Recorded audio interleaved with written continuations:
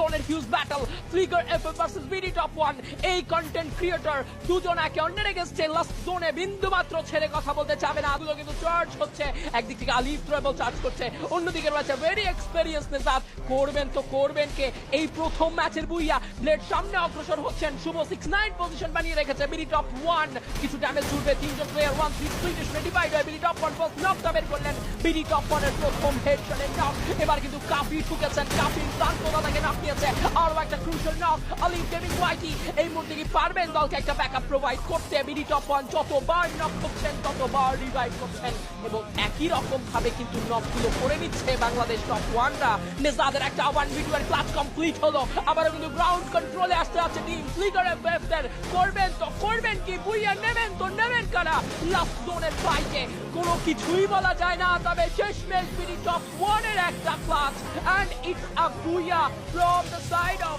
team Bangladesh top 1 what a show last জোনের intense battle এবং শেষমেশ আলিফের এমভিপির মধ্য থেকে একটা দুর্দান্ত বুইয়ার পূর্ণতা পেতে দেখলাম